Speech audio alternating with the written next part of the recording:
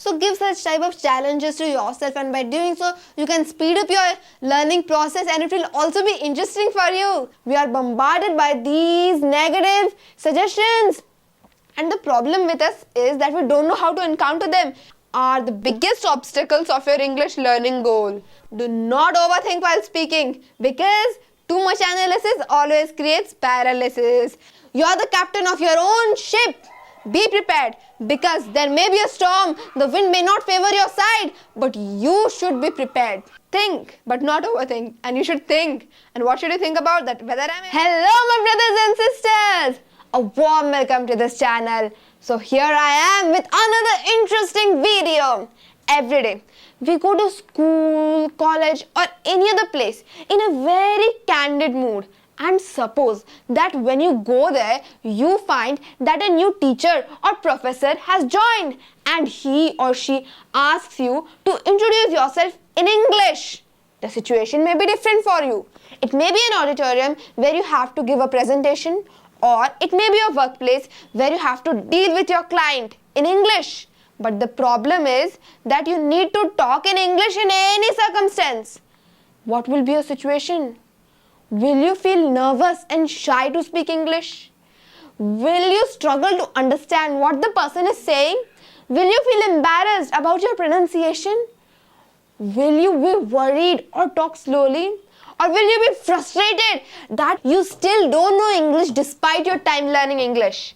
Despite your goals, it is difficult for you to use English in your school, college, job or any other study or any other place in any circumstance. Is that so? Do you feel blacked out? Will your mind freeze in such situations? Do you sometimes feel that you'll never master spoken English? If yes, then what is this? This is English trauma. This is nothing but English trauma. And if trauma is there, then therapy also must be there. Yes, my friends, therapy is also there. And that's why I have named this video English Boosting Therapy. And after watching this video, I assure you that you will be out of this English trauma. And my brothers and sisters, one factor which we need to note is that whenever we have English trauma, then what do? We just try to find some or the other elixir to get out of this English trauma. Sometimes what we do is we just focus on one factor, like we just write, or we just read, or we just focus on one factor.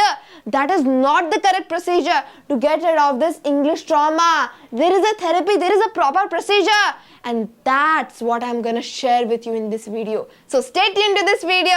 So let's start. First of all, we need to know that this English trauma is not any individual problem. It's a worldwide problem, and that's why it is an English epidemic. It's not an individual problem. You're not the only one. There are many more people from all backgrounds all over the world who are suffering to understand this language called English. Now the question arises, how to get rid of this trauma? How to get rid of this English trauma? So my brothers and sisters, from now onwards, you will be out of this English trauma. Only if you watch this video till the end, you will be out of this English trauma. And I promise you that thing. So let's dive deep into this video to get the answer to this question. First of all, I would like to ask you that have you accepted any of these? Like, you can't speak English. Nobody is there to speak with you. You'll fail to master this English. You'll never amount to anything. It's a foreign language. You mustn't learn this foreign language. It's a foreign language. Now, why to learn it? There is no point in trying so hard. You will not get a chance. Have you accepted any of these? Or I would say, have you agreed with them? English can be an obstacle to your growth. It's easy. You can learn it within 2 months. You don't have the environment to learn the English language. It's too late to learn this language. It's too late. No need to learn it now. Then, what's the use? Nobody cares. If nobody cares, then why should I learn this English language? Nobody cares, nah? Why do you want to learn this language? Why do you want to learn this language? And there is still time. You can learn it later. Have you accepted any of these statements, or have you agreed with them? Have you felt them, or have you been in touch with them? Has someone told you them? Let me tell you. The moment we start to learn this language called English, we are bombarded by these negative suggestions. And the problem with us is that we don't know how to encounter them. And that's the reason for English trauma. And what are these suggestions called? These suggestions. What are they called? Let's understand that. These suggestions are called heterosuggestions. They can be positive or negative, but they are suggestions from another person. They are suggestions from another person. And negative heterosuggestions are the biggest obstacles of your English learning goal. And if you believe in these negative heterosuggestions, it means that you're collaborating with English trauma. But we don't have to collaborate with English trauma. We need to learn the therapy to get rid of this English trauma. But how do we get rid of this English trauma? First of all, we need to get rid of these negative heterosuggestions. And how to get rid of these negative heterosuggestions? To get rid of these negative heterosuggestions, we need constructive autosuggestions. We need constructive autosuggestions. And these constructive autosuggestions consists of self-reformation, means you need to reform yourself, self-improvement, self-suggestion, and the act of improving yourself. So let's understand all these factors in detail. The first factor is self-suggestion. But what is this self-suggestion? For self-suggestion, you need to have an optimistic mindset. But how do we get that optimistic mindset? To get an optimistic mindset, you need to give yourself positive affirmations like, I'm improving myself day by day. I don't care if I make mistakes. I'm a good English learner. I'm learning English. I don't care about negative heterosuggestions. I'm not afraid of making mistakes. You need to give these positive affirmations to yourself every day. And why are these positive affirmations important?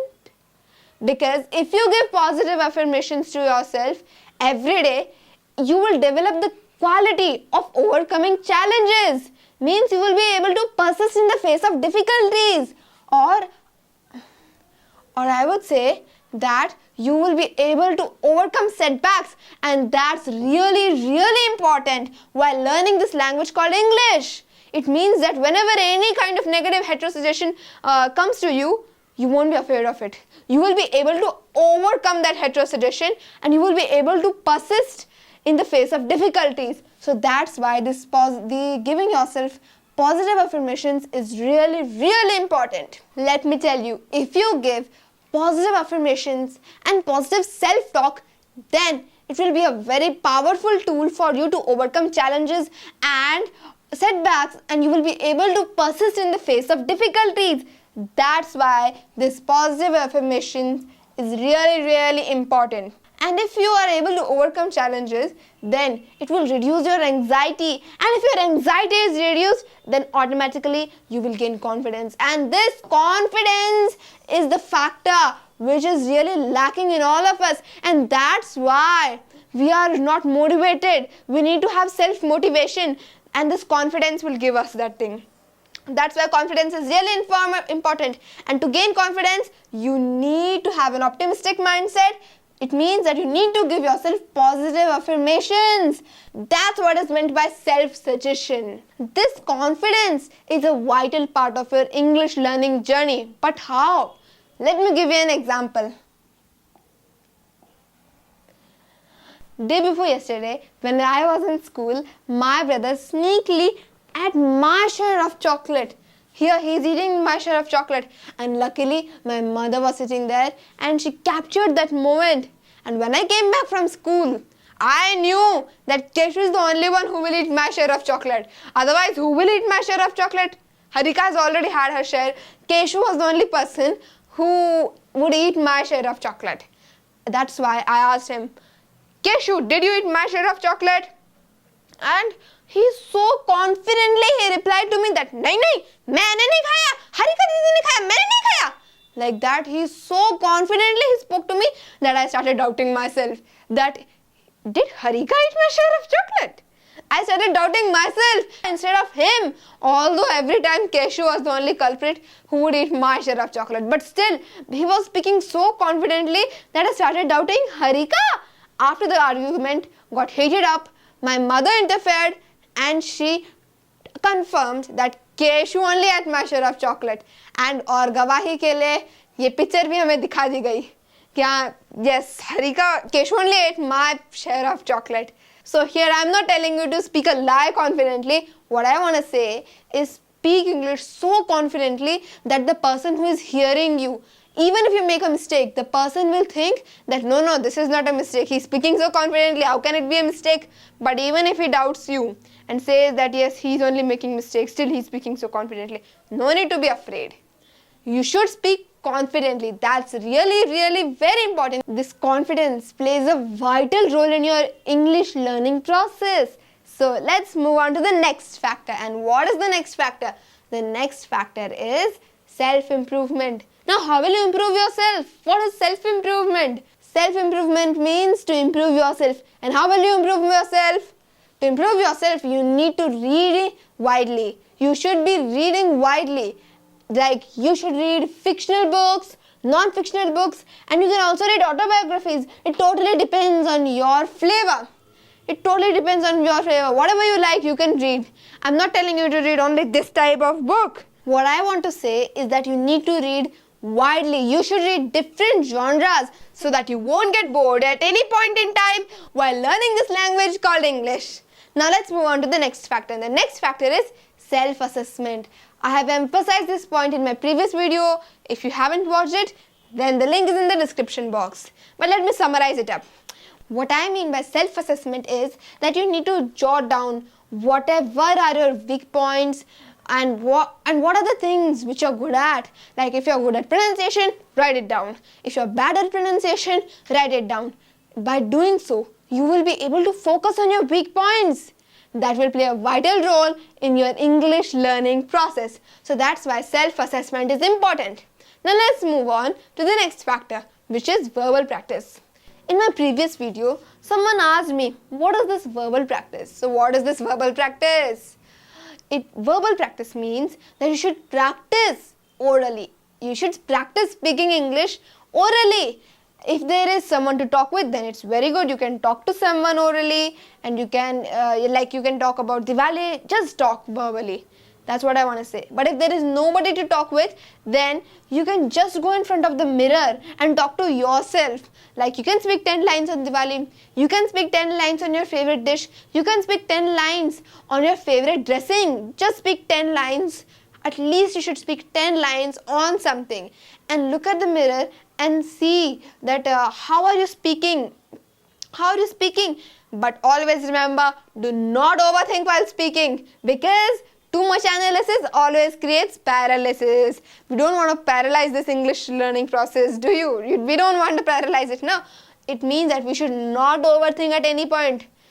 Analysis is good, but too much analysis creates paralysis. While you're speaking, you should not focus on factors like, is my pronunciation good? Am I speaking correctly? Is my grammar good? Is this good? Am I using phrasal verbs? Am I using that? No, all these things don't matter while speaking. You should only focus that am I able to express my ideas clearly to the person whom I am talking to? All other factors do not matter, because language is meant for only conveying your thoughts and ideas, expressing yourself. So do not overthink. Think, but not overthink. And you should think. And what should you think about? That whether I am able to express my ideas to the person or not. That's what you should think about while doing this verbal practice. Before moving to the next factor, let me give you an example. If a kid, when a crawling kid learns to speak a language, if he thinks that yes, I need to learn the correct structure of a language, I need to really learn correct grammar, then only I will speak correctly. Then will he be able to speak English? Or I would say, will he be able to speak any language? No. He will not be able to speak any language in his whole life if he thinks like that. We will learn to speak any language correctly only if we speak it incorrectly. That's why we should not overthink, and verbal practice is really important. Now let's move on to the next factor. So the next factor is games. So my brothers and sisters, here in this context, I'm not telling you to play hockey, football or any other physical game to learn English. In this context, what games means that you should play games related to English, which will enhance your English, like guess the word, search the word, and construct a sentence, and many more. Whatever game you like, just play that game, by which you will be interested to learn this English language. You won't get bored. So that's why playing games related to English is also really very, very important. So now let's move on to the next factor, which is self-reformation. The first factor to reform yourself is English SMART goal. I have already emphasized this point in my previous video. If you haven't watched it, then the link is in the description box. You can go and watch it. But here also let me sum it up. What I mean by English SMART goal means that here S stands for specific, M stands for measurable, A stands for achievable, R stands for relevant, and T stands for time bound. It means your goal should be specific, measurable, achievable, relevant, and time bound. That's how your English SMART goal should be. It should be specific, measurable, achievable, relevant, and time bound. Now let's move on to the next factor of self-reformation, which is nothing but challenge yourself. Nowadays, videos in which they challenge themselves or others to do something, they are really on trend. And just day before yesterday, I stumbled over a video which was a monster burger challenge. And in that video, they were challenging themselves to eat a monster burger in a very less interval of time. And they were seeing that who could do that first. Like that, there were challenges. And just yesterday, my father brought samosas, and it was so tasty. We all started eating it. But I noticed that my mother was not eating it, though samosa was her favorite snack. I was astonished, and I asked her, and out of curiosity I asked her, Mama, why are you not eating this samosa, which is your favorite snack? My mother replied that she is on a weight loss challenge. It means that she needs to make her weight 2 kilograms less in 2 months. That was a weight loss challenge. So this is what is weight loss challenge. And if so many challenges are there around us, then why don't we also give ourselves a challenge, which is English learning challenge. Why don't you challenge yourself to speak English in a day without speaking not even one word of your mother tongue? Like that, why don't you challenge yourself? If so many challenges around us, then we do not hesitate to challenge ourselves. So give such type of challenges to yourself, and by doing so, you can speed up your learning process, and it will also be interesting for you. So we can challenge ourselves. And the next factor is learning habits. You should have good learning habits. And whatever you learn, just jot it down, and at the end of the day, ask yourself, what have I learned today? By doing so, you will have good learning habits. And the next factor of self-reformation is track your progress. It means that you should track your progress. Like suppose I may challenge myself to learn 5 phrases per day for a week. And at the end of the day, I should ask myself that whether I did it or not. That's how I can track my progress. You should also track your progress. You should ask yourself that whether I did this thing or not, whether I did it or not. Write it down at the end of your challenge, like after a week on Sundays. I also ask myself that yes, whatever was my challenge I gave to myself, did I do it or not? Like that, you should also challenge yourself. So my brothers and sisters, you should also challenge yourself. You should also have an English SMART goal. You should also have good learning habits, and you should also track your progress. These are the 4 factors of self-reformation. And now what is left? The act of improving yourself. We need to discuss that factor. But before that, let me give you an interesting piece of information.